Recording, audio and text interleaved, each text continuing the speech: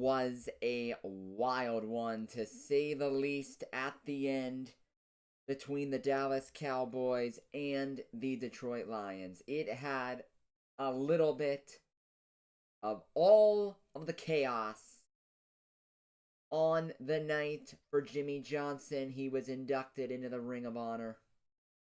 And everybody, thank you so much for watching the post-game press conferences for this game. This game was so extreme. We'll make sure you hear from Mike McCarthy and Dak Prescott from the Cowboys. Make sure you also hear from Dan Campbell and Jared Goff of the Detroit Lions. Final score, Dallas Cowboys win at home by the thinnest of margins by 1 point. A 20-19 final. This game was close all night long. It came down to the very end, the final play.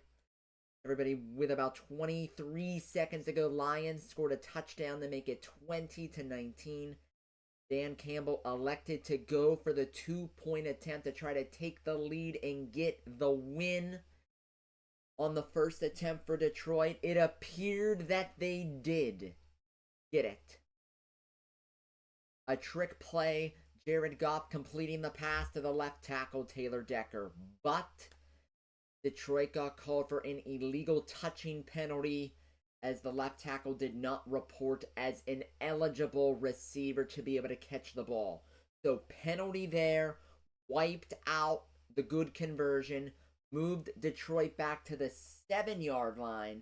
Frankly, I was shocked they still went for 2 points there, back from the 7, because they could have elected to kick the point after to tie the game, but they didn't. They went for 2 again.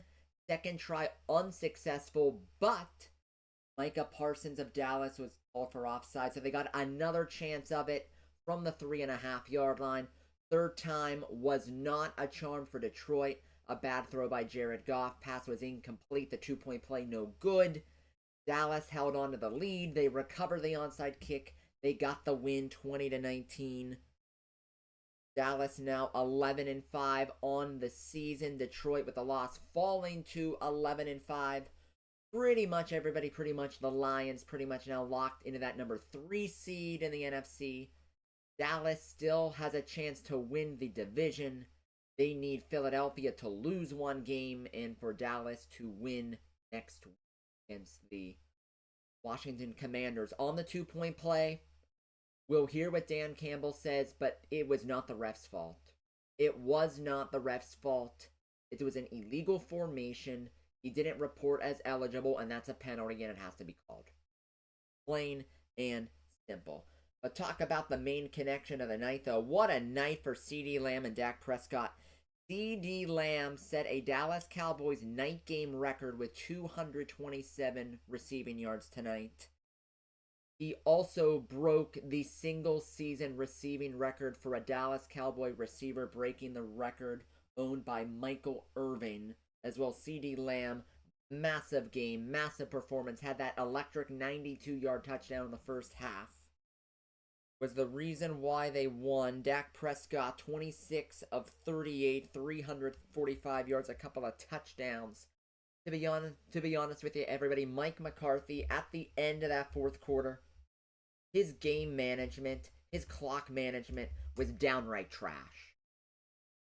Dallas is so lucky that Detroit committed a penalty to bail them out, because McCarthy's game management and clock management was downright garbage, and it nearly blew the game for Dallas.